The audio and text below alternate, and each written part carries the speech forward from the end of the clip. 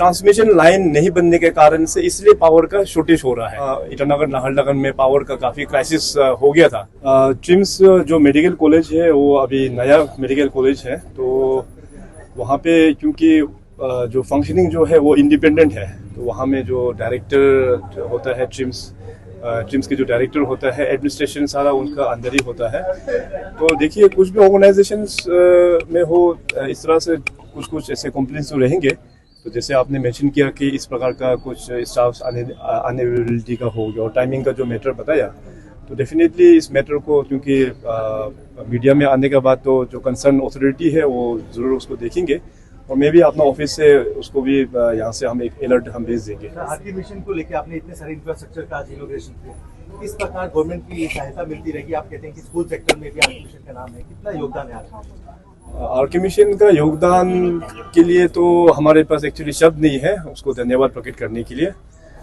सो हमारा स्टेट जो union territory बनने से भी पहले जो नेफा टाइम्स में उस वक्त में आरके मिशन जो ऑर्गेनाइजेशन है उस वक्त यहाँ पे आया और बहुत अच्छा कार्य उन लोग ने किया है। जैसे आरके मिशन आलो जो सबसे पहला जो इंस्टीट्यूट एजुकेशन में जो स्थापना किया, इसका बाद आरके मिशन देवमाली, इसका बाद ये आरके मिशन हॉस्पिटल। अभी लास्ट 3-4 साल हो गया वहाँ पे आरके मिशन स्कूल लमडुंग भी हम लोग ने स्टार्ट किया है। सो उस जमाने में जब नेफा टाइम्स में हो या यूटी टाइम्स में हो, जब अरुणाचल में कुछ फैसिलिटी नहीं था, अच्छा एजुकेशनल इंस्टीट्यूट नहीं था, हॉस्पिटल नहीं था, तो तब से लेके अभी तक आरके मिशन का बहुत बड़ा योगदान रहा है। तो अभी जो इंफ्रास्ट्रक्चर में अगर देखा जाए, चाहे स्कूल्स में हो या चाहे इस हॉस्पिटल में, तो ऐसे कई सारा बिल्डिंग्स है कि उसको भी रिप्लेसमेंट करना है। तो उसमें ज़रूर अभी राज्य सरकार आगे आके आरके मिशन जो संस्था है उसको मदद करके हमारे यहाँ पे इंफ्रास्ट्रक्चर्स में भी फेसलिफ्ट करेंगे।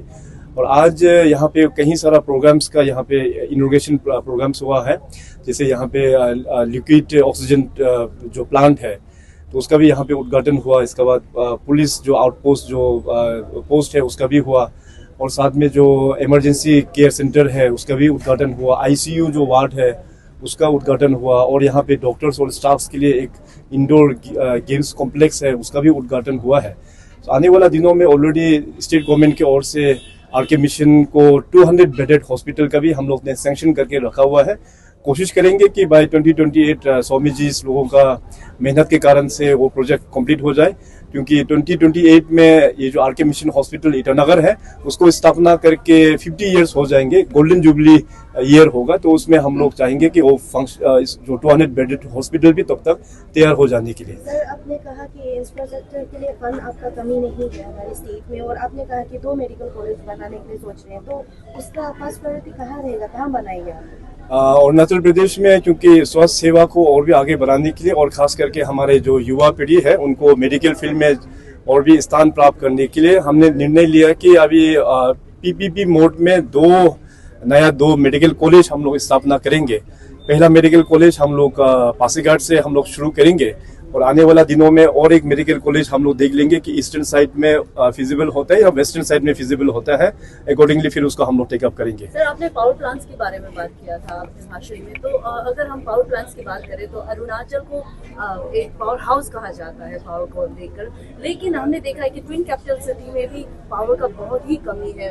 हर 6-7 महीने तक पावर का बहुत ज्यादा कमी रहता है और उसके बारे में बहुत सारे कंप्लेंट्स भी आते हैं। सर, अब जो प्लांट्स बनेगा उससे कुछ सुविधा आएगी सर? एक्चुअली देखिए, हाइड्रो पावर एंड पावर, इसमें एक्चुअली आप लोग थोड़ा सा सब्जेक्ट को मिक्सअप कर रहा है।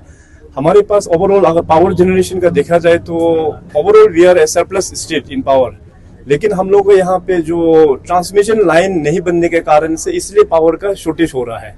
अभी रिसेंटली मैं टूर में था तो मैं कल शाम को यहाँ पहुँचा हूँ, तो हमें खबर मिला कि पिछले 2 दिन में यहाँ ईटानगर नाहरलगुन में पावर का काफ़ी क्राइसिस हो गया था।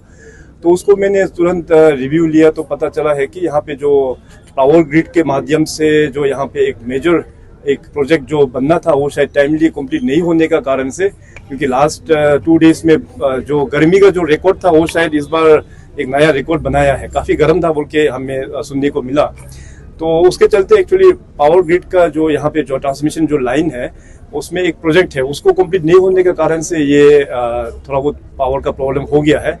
लेकिन मैंने क्लियरली चीफ सेक्रेटरी को डायरेक्शंस दिया हुआ है कि पावर ग्रिड के साथ में बैठ के मीटिंग लेके इस काम को थोड़ा सा पुश करने के लिए। जब अरुणाचल प्रदेश में अभी सारा जगह में हम लोगों का जो हाई वोल्टेज ट्रांसमिशन लाइन जो बन रहा है PGCIL मतलब पावर ग्रिड ऑफ इंडिया के माध्यम से, एक बार ये बन जाने के बाद में तो आने वाला जितने भी जो हमारा हाइड्रो पावर प्रोजेक्ट्स है, पावर इवैक्यूएशन के लिए हम लोगों को प्रॉब्लम नहीं आएगा। और साथ साथ हमारे जितने भी जो डिस्ट्रिक्ट्स है जहाँ जहाँ वो ट्रांसमिशन लाइन जाएंगे वहाँ में पावर का कमी नहीं होगा।